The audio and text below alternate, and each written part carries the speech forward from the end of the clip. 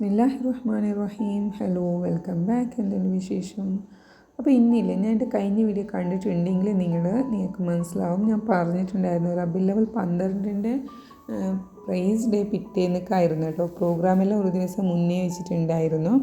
പിന്നെ ഈ നാട്ടിൽ 10 മണിക്ക് ശേഷം ഒരു പ്രോഗ്രാമും നടത്താൻ പാടില്ല എന്നിട്ട് സ്ട്രിക്റ്റായിട്ട് ലോ ഉണ്ട് കേട്ടോ. അതുകൊണ്ട് തന്നെ 10 മണിക്ക് മുന്നേ തന്നെ ഇവർ 9:30 മണിയാകുമ്പോൾ തന്നെ തീർത്തിട്ടുണ്ടായിരുന്നു എല്ലാ ഫങ്ഷൻസും. പിന്നെ ബാക്കിയുള്ളത് പിറ്റേ ദിവസമായിരുന്നു വെച്ച് കൊടുത്തത്. അങ്ങനെ 12 അന്ന് പിറ്റേന്ന് ഫ്രൈഡേ ആയിരുന്നു.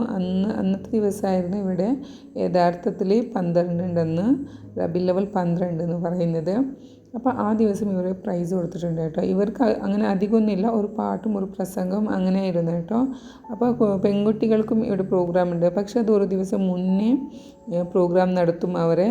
അവർ സ്റ്റേജിലേക്കൊന്നും വിളിക്കില്ല, ക്ലാസ് റൂമിൽ തന്നെ വെച്ചിട്ട് അവരുടെ ഫസ്റ്റ് സെക്കൻഡ് അങ്ങനെ ചെയ്യൂ.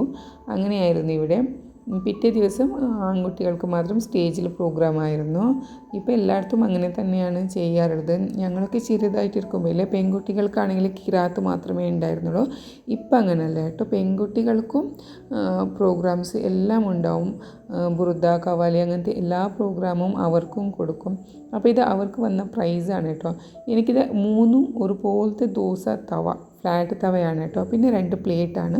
ആ പ്ലേറ്റാണെങ്കിൽ എനിക്ക് യൂസ് ആക്കാൻ പറ്റും. പക്ഷേ ഈ തവ ഇപ്പോൾ എൻ്റെ അടുത്തുണ്ട്. അപ്പോൾ ഇത് ഞാൻ എന്തായാലും യൂസ് ആക്കാൻ പോകുന്നില്ല.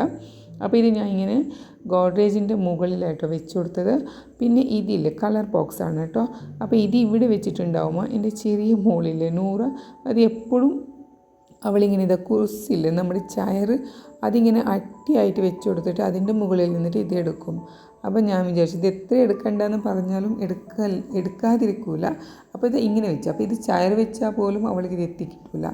അപ്പോൾ എനിക്ക് അത് ഒരു സമാധാനമായി. ഞാൻ ഇതിൻ്റെ മുകളിൽ അങ്ങനെ വെച്ച് കൊടുത്തിട്ടുണ്ട്.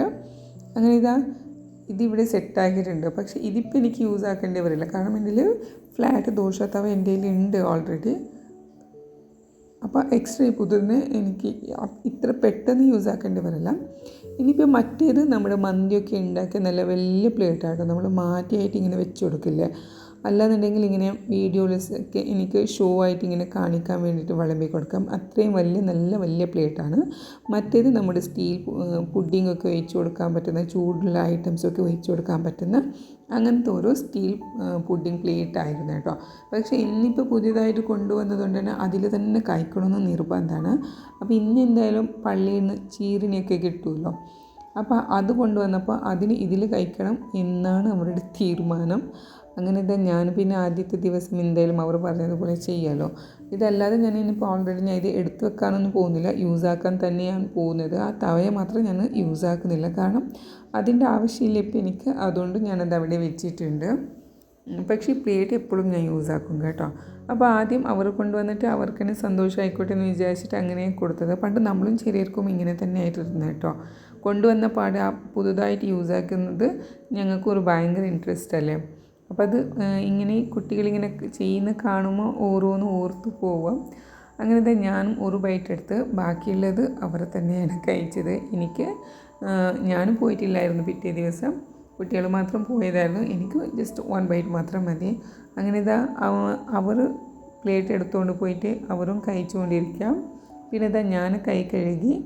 പിന്നെ ഞാൻ ജസ്റ്റ് ഒന്ന് പുറത്ത് പോയിട്ട്, ഇവിടെ മഴ വരുന്നുണ്ട്. അപ്പോൾ മഴ വരുമ്പോൾ ഇങ്ങനെ തുണിയൊക്കെ ആർത്തിട്ടിടുന്ന പരിപാടികളൊക്കെ ഉണ്ടാവും കേട്ടോ. എന്നാൽ ലൈറ്റായിട്ടാണ് മഴ വരുന്നത്, പുറത്തൊക്കെ തുണി ഇടാൻ പറ്റില്ല, അങ്ങനെയാണ്.